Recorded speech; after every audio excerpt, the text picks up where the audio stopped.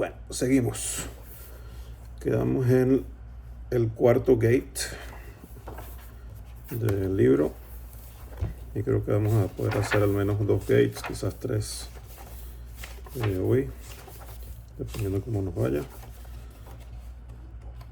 Es volado, pero creo que sí se entiende. O si no, mejor que los capítulos anteriores. Entonces, este cuarto capítulo, o el cuarto gate, como lo llama él, se titula Igul y Kav, círculo y línea. Entonces, ya explicamos en el gate pasado que para crear separación y permitir la existencia de algo fuera de Hashem, sucedió lo que se llama el Tzimtzum. Se volvió necesario crear este espacio dentro del Or Ein Sof. Y para entender muchas de estas cosas vamos a estar usando metáforas físicas, obvio, aunque no necesariamente de que si decimos metáforas como círculos o líneas, no significa que haya una geometría física con dimensiones físicas, pero es una forma que tenemos para entender estas realidades abstractas. Entonces ese tzimtzum causó que, entre comillas, la luz infinita de Hashem se echara a un lado y quedara una esfera, un círculo vacío adentro. Sabemos que en verdad no está vacío, sino que desde la perspectiva nuestra está vacío. Pero es una esfera, un círculo. Y es un círculo porque es una metáfora de un espacio que es igualitario, ¿no?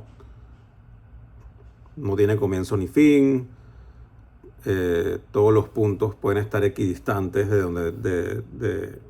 del centro. No hay una distinción, no hay una superioridad, no hay una jerarquía dentro del círculo. Mientras que si estuviéramos hablando de una línea, como vamos a hablar dentro de la línea, en una línea sí hay una jerarquía. Especialmente si hablamos de una línea vertical, hay una jerarquía a lo que está arriba y a lo que está abajo.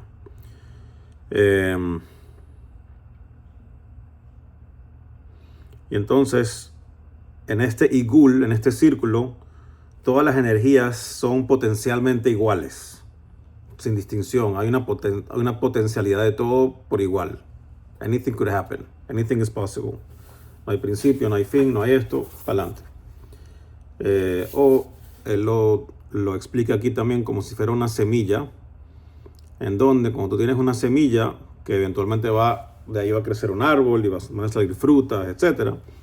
De alguna forma ese árbol con sus frutas ya existe dentro de la semilla, en potencia, ¿no? Entonces la creación entera ya existe dentro del igul, dentro de este círculo, pero sin manifestarse, sino como pura cosa potencial. Y entonces la luz infinita de Hashem se echa a un lado y se empieza a manifestar la creación finita inicialmente como la posibilidad de que cualquier cosa exista dentro de ese espacio, dentro de ese igul que crea el tzimtzum. Entonces ese igul él lo pone como un sinónimo de la posibilidad, la existencia de la posibilidad. Y luego viene una línea fina, un reflejo o un rayo directo de luz que lo llama el Kav, la línea. Es una línea de luz que sigue conectada a la luz pre-tzimtzum. Viene de afuera, donde teóricamente afuera está la luz pre-tzimtzum. E inmediatamente el Kav empieza a iluminar dentro del espacio vacío, el halal, que es el espacio vacío dentro del igul. Y esto lo dice, pero no explica qué significa. Dice que supuestamente va formando círculos concéntricos de luz. It doesn't say what that means, but he says it. Y dice que toda esta interacción entre círculo y línea se compara a la relación femenina y masculina, en donde el igul, el círculo, es el aspecto femenino, el aspecto de potencia, o la sefirá de Malhut, como se va a explicar, dice en el capítulo 14. Mientras que el Kav, la línea, es la cualidad masculina, la sefirá de Yesod. Igual se entiende de que tanto el lado femenino como el lado masculino contienen aspectos del lado contrario, ¿no? Porque sabemos que cuando hablemos de la sefirot hay Malhut Shebe Yesod y Yesod Shebe Malhut. Entonces no tenemos que enfrascarnos que acá hay un tema de masculino o femenino de forma separada, porque igual hay mezcla de cosas.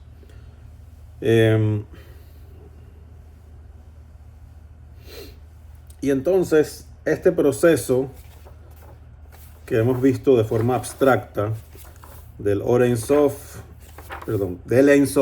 al Or Ein Sof al Tzimtzum y ahora al Igul y al Kav, él lo trae aquí como un ejemplo de un pintor, como una metáfora interesante. Entonces, en la etapa pre-Tzimtzum, cuando solo hay Or Ein Sof, que eso fue como lo que hablamos la semana pasada, de todas esas etapas pre-Tzimtzum que medio no se entienden, pero que lo que sí logramos entender es como que ya hay un deseo de algo. Entonces, si estás hablando de un pintor que va a pintar una obra, hay un momento pre-Tzimtzum en donde hay un deseo y una inspiración todavía no súper clara, pero presente, como el Or Ein Sof, with infinite possibilities. Realmente quiero hacer un cuadro. O sea, I'm gonna do it. No tengo claro de qué es el cuadro ni nada, pero tengo un push hacia hacerlo. En la segunda etapa hay que practicar la disciplina del Tzimtzum. Eso que tú quieres hacer un cuadro, pero ¿dónde vas a pintar ese cuadro? Va a ser un canvas así chiquito, más grande, vas a pintar un mural, vas a pintar la capilla de un lugar. O sea, you need a canvas. Y once you have a canvas, es como un Tzimtzum, porque estás delimitando donde todavía no sé qué voy a pintar, o todavía hay infinitas posibilidades de que voy a pintar, pero ya delimité algo donde voy a pintar. Eso lo llama él el Tzimtzum, y en donde ahí pues hay todavía infinitas posibilidades. Luego el Igul dice cuando ya empiezas a hacer sketch, ¿cómo se dice sketch? Ya empiezas a no dibujar, pero un predibujo de lo que vas a hacer, ya estás en un estado del Igul como tal, del círculo. Todavía no está formulado, pero ya está muy claro que las posibilidades de que exista este cuadro, esta pintura, ya existen, ya están en potencia. Y finalmente vas a agarrar un pincel o vas a agarrar alguna herramienta con pintura y vas a empezar realmente a pintar, y ya eso es el Kav. Eso lo llama el Kav. No estamos diciendo que esto es una metáfora perfecta, pero interesante del proceso creativo del ser humano, comparándolo con el proceso creativo que tuvo Hashem al crear el mundo. Donde tienes Or Ein Sof, Tzimtzum, Igul y Kav. Y aquí termina siempre con su frase poética. Dice, tu inspiración creativa es tu Igul interno y tu disciplina y experticia es tu Kav, con el cual actualizas esa inspiración potencial de Igul. And that is Igul y Kav.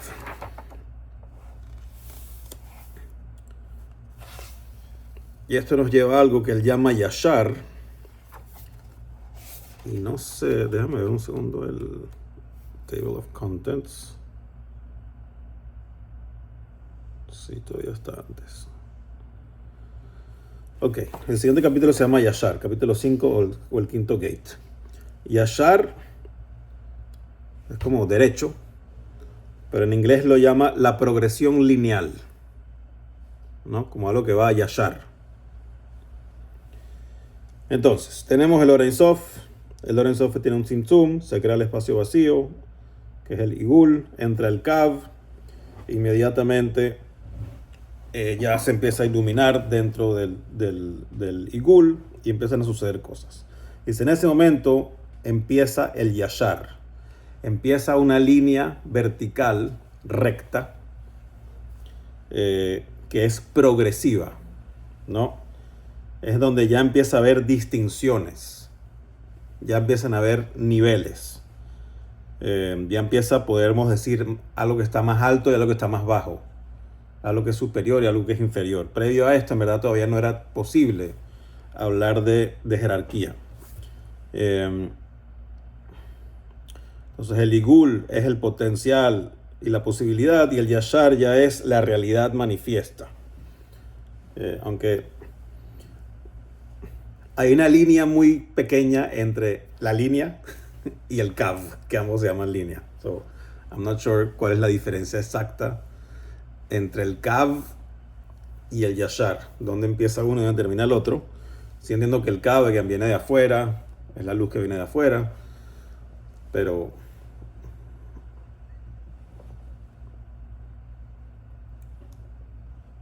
el Igul, sí, porque el Igul sucede. El Igul es el resultado del Tzimtzum, ¿no? Es el Makom Panui, es el Halal, es el vacío, que es un círculo.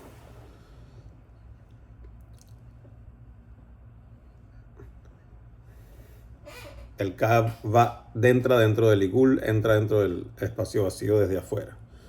Y ahí empieza a existir el Yashar, en donde ya hay algo con jerarquía.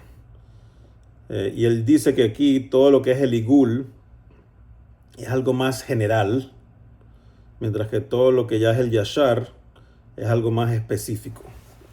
I think lo explica un poquito mejor aquí más adelante.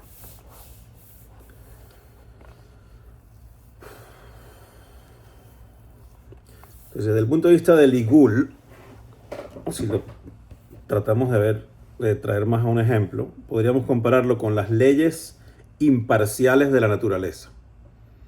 En el Igul es un círculo, todo es equidistante.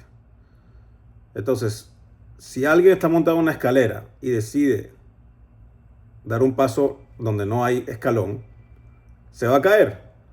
No importa si es el presidente, si es un bobo, si es una persona buena, si es una persona mala. Es una ley imparcial, equidistante, es Igul. No es específica, no hay distinción. No es que, no, a ti tú sí puedes entrar y tú no. No, everybody's the same.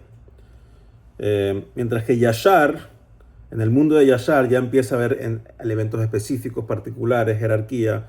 Ya va, tú eres esto, tú eres lo otro. No es lo mismo esto que lo otro. Tú te vas a caer, pero tú no te vas a caer. Y así. Entonces Igul termina siendo, aunque suena un poco extraño, un aspecto más externo. Al ser más general, termina siendo un aspecto más externo de la creación. Y no sé por qué él lo llama el Nefesh. Él llama esto el Nefesh y luego el Yashar lo llama el Ruach. I'm not sure why se están mezclando los niveles del alma, pero he brings it. Y dice que en el nivel de Igul, again, ¿cómo?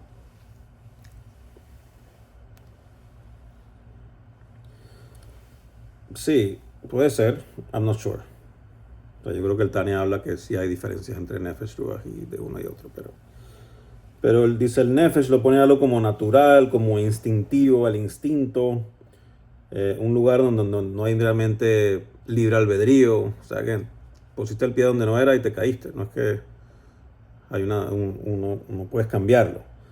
Dice el sol sale en la mañana y se pone en la tarde y se acabó. No es que el país puede tomar una decisión si va a pasar eso con el sol o no. Mientras que en Yashar, que ya hay jerarquía, entonces ya puede haber libre albedrío, ya puede haber movimiento, ya puede haber decisiones. Y es un elemento más interno, una realidad más interna de la creación, porque está más acoplada a lo que es. Es como, no lo dice aquí, pero es como hablar de Sobe Bimemale. He's not saying these words porque asumo que las va a decir después, pero es un poco más como Sobe Bimemale. Si está Pnimi o Hitzoini.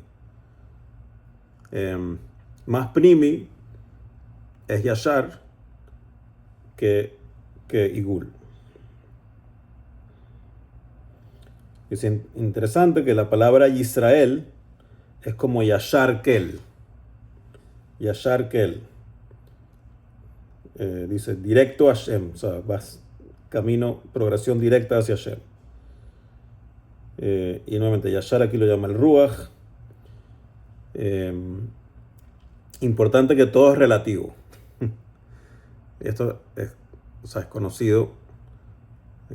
Un hit zone en un nivel puede ser un primi en otro y viceversa, ¿no? Lo que para mí es un hit zone es un primi para ti. Lo que para mí es un igul para ti puede ser un yashar. Lo que para ti es un nefesh para ti puede ser un ruach o viceversa. It's all relative.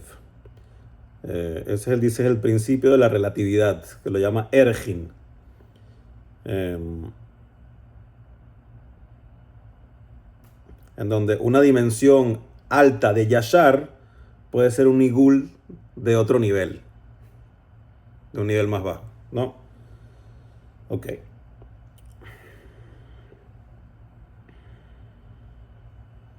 Entonces, si lo vemos en términos del desarrollo de un ser humano, un igul es como un bebé, un niño chiquito, todavía no sabe cómo expresar su individualidad, es más como algo más generalizado. Y Yashar es cuando el niño empieza a madurar, empieza a expresar y decir, ok, ya este niño tiene su carácter, es distinto a los demás, no es un niño estándar.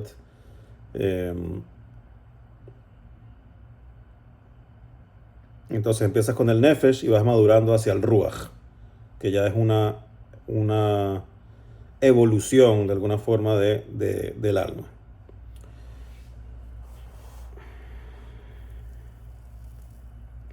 Dice, dentro del Yashar van a haber 10 puntos, que van a ser las Sefirot. Y por eso estaba revisando antes el índice, porque Yashar también suena un poco como Sedrish Talshelut, pero todavía al parecer no es, porque no hemos llegado a Tou versus Tikkun. Y Sedrish Talshelut es algo muy particular de Tikkun. Pero sí menciona que en el Yashar tienes los 10 puntos, que son las 10 Sefirot, las 10 emanaciones divinas o atributos. Y dice que la palabra Yashar literalmente también viene del pasuk que está en Kohelet, que dice que Hashem hizo al hombre Yashar. Y cuando dice ahí que lo hizo Yashar, significa que camina erguido, ¿no? Que camina erguido, en donde hay una estructura, hay una jerarquía, la cabeza está por encima del corazón, que está por encima de las piernas, etc. Y de ahí viene esta palabra Yashar. Y lo mismo sucede con, obviamente, la Sefirot. Hay Sefirot más elevadas, hay más bajitas. Está Keter, que está en la cabeza. Está Gesed y Gvurah, que son los brazos. Está... perdón. Entonces eso es en Yashar. Pero si estuviéramos hablando de Sefirot en Igul, I have no idea what this means. Pero si estuviéramos hablando de Sefirot en Igul, ya sería como una cebolla, en donde no hay jerarquía, sino que están todas al mismo nivel. Dice, pero en general cuando el Zohar habla de Sefirot, está hablando de Sefirot de estilo Yashar. Pero podríamos hablar de Sefirot de estilo Igul. We'll see how that comes into play.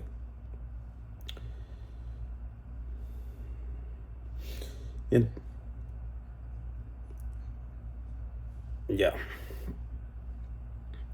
Y entonces, desde nuestra perspectiva, si miramos para arriba, vemos la parte donde nace la línea, donde nace el Yashar, y esa es la parte más alta, porque es la que está más cerca, digamos, de su fuente, de donde sale o emana esa línea.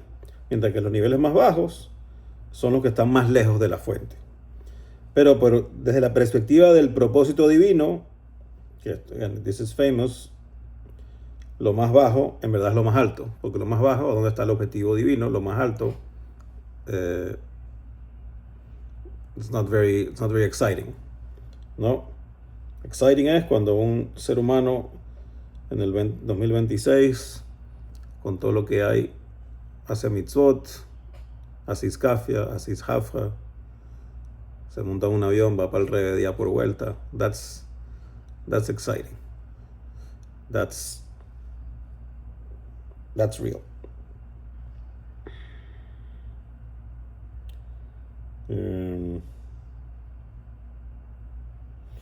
¿Y esto qué es? Lleva un second.